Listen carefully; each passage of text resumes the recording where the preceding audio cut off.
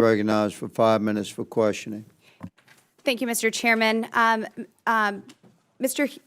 Humir, so we've seen under the Biden administration the failed open border policies that really fueled and exasperated the immigration crisis, the illegal immigration crisis in my home state of Colorado. And the previous administration released at least 11 million illegal aliens and at least 100 known terrorists, and estimates indicate 250,000 to 585,000 pounds of fentanyl into our communities, Colorado being the #2 state in the nation for fentanyl overdoses, really fentanyl poisoning.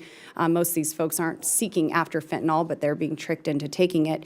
How do you believe that the Biden administration's policies empowered terrorists and these terrorist organizations like Tren de Aragua to commit violent crimes against American citizens, especially in places like Colorado and Aurora?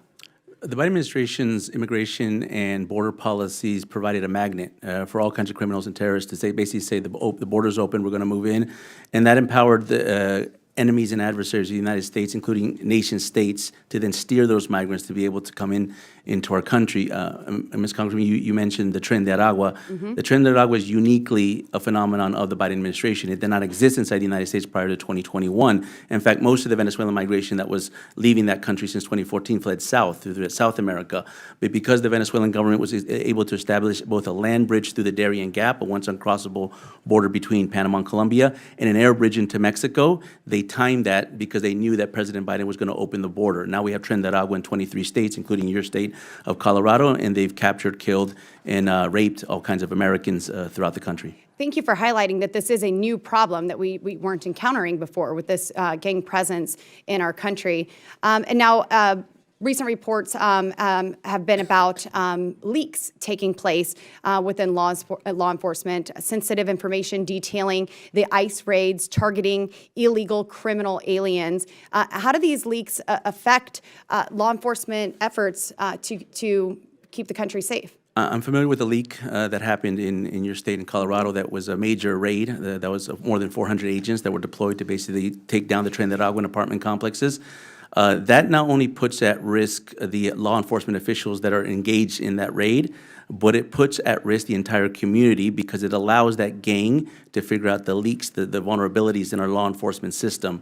What I'm very concerned about, the Tren de Aragua in particular, is very adept at co-opting government officials. They've done this in throughout countries all throughout South America because they use this later to be able to create media apparatuses, other kinds of propaganda to defend their interests, which is through illegal migration. Yes, and a question that I did want to ask you, how does it help or hurt when members of Congress see this and engage in the leaks and prop them up and then even have special town hall-like events where they're telling illegal aliens how to remain in the country? Well, they're either wittingly or unwittingly aligning themselves with that transnational criminal organization's strategic objectives. Thank you.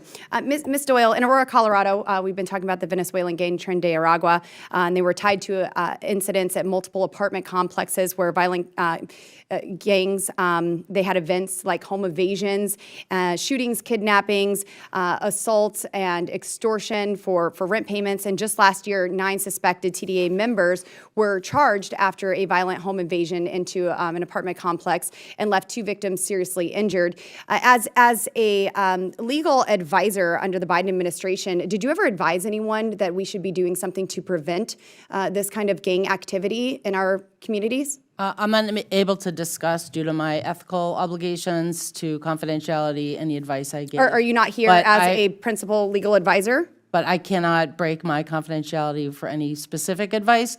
I will tell you that we always focused on national security and public safety and supported the brave and hardworking law enforcement officers of Immigration Customs Enforcement and Homeland Security Investigation. Did you ever advocate for coordination between federal law enforcement officers and local and state law enforcement officers? Yes. Well, we have in Denver and in Colorado 2 different multiple statutes that prevent that coordination.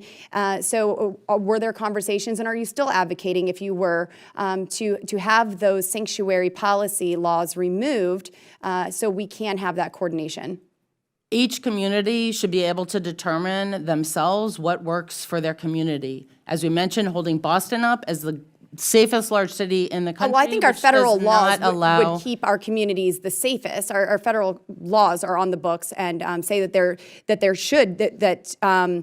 they should require state and local law enforcement officers to collaborate with federal immigration authorities. I think However, the Biden local- administration empowered sanctuary cities, and as a legal advisor, I would just assume that you are part of the empowering of places like Denver to pass these ordinances. Is that true?